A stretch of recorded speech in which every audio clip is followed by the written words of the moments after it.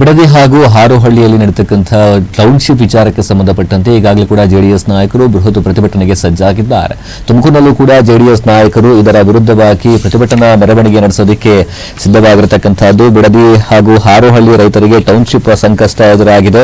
ಇವರಿಗೆ ಬೆಂಬಲವಾಗಿ ನಿಂತಿರತಕ್ಕಂಥದ್ದು ಜೆಡಿಎಸ್. ಈ ಬಗ್ಗೆ ಪ್ರತಿಭಟನೆ ಒಂದು ಮೆರವಣಿಗೆ ಪಾದಯಾತ್ರೆಯನ್ನ ಮಾಡಲಿಕ್ಕೆ ಪದಾಧಿಕಾರಿಗಳಿಗೆ ಕರೆಯನ್ನ ನೀಡಿದ್ದಾರೆ. ತುಮಕೂರು ಜೆಡಿಎಸ್ ಜಿಲ್ಲಾಧ್ಯಕ್ಷರಾಗಿರತಕ್ಕಂಥ ಎಚ್ ನಿಂಗಪ್ಪ, 100 ಹಳ್ಳಿ ಸುಮಾರು 765 ರೈತರ ಜಮೀನು ಭೂಸ್ವಾಧೀನಕ್ಕೆ ನಿರ್ಧಾರವನ್ನ ತೆಗೆದುಕೊಳ್ಳಲಾಗಿದೆ. ಬಿಡದಿ ಟೌನ್ಶಿಪ್ ನಿರ್ಮಾಣ ಮಾಡೋದಕ್ಕೆ ಸರ್ಕಾರ ಕ್ರಮವನ್ನ ತೆಗೆದುಕೊಂಡಿರತಕ್ಕಂಥದ್ದು. ಜೂನ್ 21ರಂದು ಎಚ್.ಡಿ. ಕುಮಾರಸ್ವಾಮಿ ಮತ್ತು ನಿಖಿಲ್ ಕುಮಾರಸ್ವಾಮಿ ನೇತೃತ್ವದಲ್ಲಿ ಬೃಹತ್ ಪಾದಯಾತ್ರೆಯನ್ನ ಮಾಡಲಾಗ್ತಾ ಇದೆ. ಜಿಲ್ಲೆಯ ನಾಯಕರು, ಪದಾಧಿಕಾರಿಗಳು, ಕಾರ್ಯಕರ್ತರು ಈ ಒಂದು ಪಾದಯಾತ್ರೆಗೆ ಬೆಂಬಲವನ್ನ ಕೊಡಬೇಕು ಅಂತ ಹೇಳಿ ಎಚ್ ನಿಂಗಪ್ಪ ಮನವಿಯನ್ನ ಮಾಡಿದ್ದಾರೆ. ರೈತರ ಫಲವತ್ತಾದ ಭೂಮಿಯನ್ನ ಭೂಸ್ವಾಧೀನ ಪಡಿಸಿಕೊಳ್ತಾ ಇದೆ ಈ ಒಂದು ಸರ್ಕಾರ. ಕೃಷಿಯಿಂದಲೇ ಬದುಕನ್ನ ಕಂಡುಕೊಂಡಿರ್ತಕ್ಕಂಥ ಒಂದು ರೈತರಿಗೆ ಇದೊಂದು ದೊಡ್ಡ ಆಘಾತ ಅಂತಾನೆ ಹೇಳ್ಬೋದು. ಭೂಸ್ವಾಧೀನ ಪಡ್ಕೊಂಡಿರ್ತಕ್ಕಂಥ ಜಮೀನಿನಲ್ಲಿ 750 ಜನರು ತೀರಾ ಬಡವರಾಗಿದ್ದಾರೆ. ಬಡವರು, ದಲಿತರು, ಹಿಂದುಳಿದ ವರ್ಗದಕ್ಕೆ ಸೇರತಕ್ಕಂಥ ಜನರಿದ್ದಾರೆ. ಇಂಥವರಿಗೆ ಈ ಒಂದು ಸರ್ಕಾರ ಅನ್ಯಾಯ ಮಾಡ್ತಿದೆ ಅಂತ ಹೇಳಿ ಅಸಮಾಧಾನವನ್ನ ವ್ಯಕ್ತಪಡಿಸಿದ್ದಾರೆ.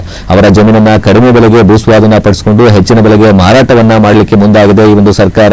ಇದೊಂದು ಕಡೆ ರಿಯಲ್ ಎಸ್ಟೇಟ್ ದಂಧೆ ಮಾಡಲಿಕ್ಕೆ ಹೊರಟಿರತಕ್ಕಂಥ ಸರ್ಕಾರ ಇದು ಅಂತ ಹೇಳಿ ಆಕ್ರೋಶವನ್ನ ಹೊರಹಾಕಿದ್ದಾರೆ ಎಚ್ ನಿಂಗಪ್ಪ. ಹೈನುಗಾರಿಕೆ, ರೇಷ್ಮೆ, ಕೃಷಿ ಮತ್ತು ತೋಟಗಾರಿಕೆಯನ್ನ ನಂಬಿ ಬದುಕ್ತಾ ಇರತಕ್ಕಂಥ ರೈತರು ಒಂದು ತಿಂಗಳಿಗೆ ಕನಿಷ್ಠ 6 ಲಕ್ಷ ಲೀಟರ್ ಹಾಲು ಉತ್ಪಾದನೆ ಆಗ್ತಾ ಇದೆ. ಈ ಒಂದು ಭೂಸ್ವಾಧೀನವನ್ನ ಪಡಿಸಿಕೊಂಡ್ರೆ ಎಲ್ಲರ ಬದುಕು ಕೂಡ ಬೀದಿಗೆ ಬಂದು ಬೀಳುತ್ತೆ ಅಂತ ಹೇಳಿ ಎಚ್ ನಿಂಗಪ್ಪ ಸರ್ಕಾರದ ನಡೆಯ ವಿರುದ್ಧವಾಗಿ ಅಸಮಾಧಾನವನ್ನ ವ್ಯಕ್ತಪಡಿಸಿದ್ದಾರೆ. ಸುಮಾರು 3 ಹಳ್ಳಿಗಳ 755 ರೈತರ ಜಮೀನನ್ನ ಭೂಸ್ವಾಧೀನಪಡಿಸಿಕೊಂಡು ಈ ಒಂದು ಬಿಡದಿ ಟೌನ್ಶಿಪ್ ಅನ್ನು ನಿರ್ಮಾಣ ಮಾಡೋದಕ್ಕೆ ಹೊರಟಿರ್ತಕ್ಕಂಥ ಸರ್ಕಾರದ ಕ್ರಮವನ್ನು ಖಂಡಿಸಿ ದಿನಾಂಕ 21/6/2026 ನಡೀತಕ್ಕಂಥ ಒಂದು ನಮ್ಮ ಪಕ್ಷದ ವರಿಷ್ಠರಾದಂಥ ಕುಮಾರಸ್ವಾಮಿ ಅವರು, ನಿಖಿಲ್ ಕುಮಾರಸ್ವಾಮಿ ಅವರ ನೇತೃತ್ವದಲ್ಲಿ ಇನ್ನಿತರ ನಮ್ಮ ಪಕ್ಷದ ಎಲ್ಲ ನಾಯಕರ ನೇತೃತ್ವದಲ್ಲಿ ನಡೀತಕ್ಕಂಥ ಒಂದು ಪಾದಯಾತ್ರೆಗೆ ನಮ್ಮ ತುಮಕೂರು ಜಿಲ್ಲೆಯ ಜನತಾದಳದ ನಾಯಕರುಗಳು, ಪದಾಧಿಕಾರಿಗಳು ಮತ್ತು ಕಾರ್ಯಕರ್ತರುಗಳು ಒಂದು ಬೆಂಬಲವನ್ನು ಘೋಷಿಸಬೇಕು. ಅವತ್ತಿನ ದಿವಸ ನಾವೆಲ್ಲರೂ ಕೂಡ ನಾವು ಒಂದು ಪಾದಯಾತ್ರೆಯಲ್ಲಿ ಭಾಗವಹಿಸಬೇಕು ಅಂತಕ್ಕಂಥ ಒಂದು ಉದ್ದೇಶದ ಕರೆಯನ್ನು ಕೊಡಲಿಕ್ಕೋಸ್ಕರ ನಾವು ಇವತ್ತಿನ ದಿವಸ ಈ ಸಭೆಯನ್ನು, ಪತ್ರಿಕಾಗೋಷ್ಠಿಯನ್ನು ಕರೆದಿರ್ತಕ್ಕಂಥದ್ದು. ಇವತ್ತು ಸರ್ಕಾರ ಏನ್ ಮಾಡ್ತಾ ಇದೆ ಅಂತ ಹೇಳಿದ್ರೆ, ರೈತರ ಫಲವತ್ತಾದ ಭೂಮಿ ಈ ಒಂದು GBIDSನಲ್ಲಿ ದಿನಾಂಕ 12/6/26 ಸ್ವಾಧೀನಪಡಿಸಿಕೊಂಡು ಒಂದು ಆದೇಶವನ್ನು ಹೊರಡಿಸಿದರೆ, ಇದು ರೈತರ, ಅದರಲ್ಲೂ ಕೃಷಿಯಿಂದಲೇ ಬದುಕತಕ್ಕಂಥ ರೈತರಿಗೆ ಇದು ಒಂದು ದೊಡ್ಡ ಆಘಾತವನ್ನು ತಂದುಕೊಟ್ಟಿರ್ತಕ್ಕಂಥ ಒಂದು ಯೋಜನೆ. ಇವತ್ತು ಈ ಭೂಮಿ ಒಟ್ಟು 498.34 ಎಕರೆ ಭೂಮಿಯನ್ನು ಭೂಸ್ವಾಧೀನಪಡಿಸಿಕೊಂಡಿದ್ದಾರೆ.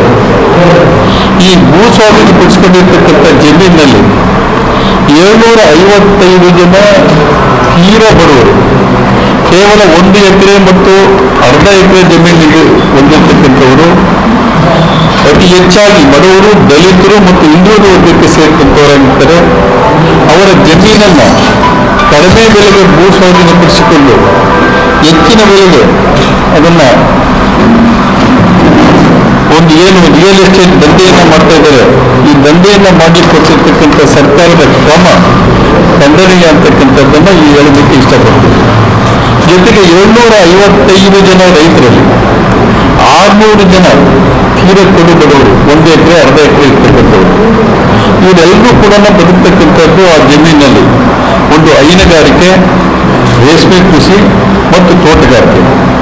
ಇದರಲ್ಲಿ 50% ಭಾಗದ ರೈತರು ರೇಷ್ಮೆ ಉದ್ಯಮದಿಂದ ಜೀವನ ಮಾಡ್ತಕ್ಕಂಥ ಬಡ ರೈತರು. ಜೊತೆಗೆ ಇವತ್ತಲ್ಲಿ ಹೈನುಗಾರಿಕೆ ನಡೀತಾ ಇದೆ. ಒಂದು ತಿಂಗಳಿಗೆ ಕನಿಷ್ಠ ಅಂದರೆ 6 ಲಕ್ಷ ಹಾಲು ಉತ್ಪಾದನೆ ಆಗ್ತಾ ಇದೆ.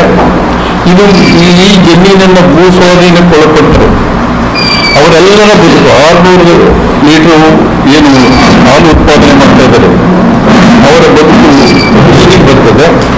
ಹಾಲು ಮಾರುಕಟ್ಟೆಗೂ ಕೂಡ ಇದರಿಂದ ಧಕ್ಕೆ ಆಗ್ತದೆ. ಈ ಬಿಡದಿ ಮತ್ತು ಹಾರೋನಲ್ಲಿ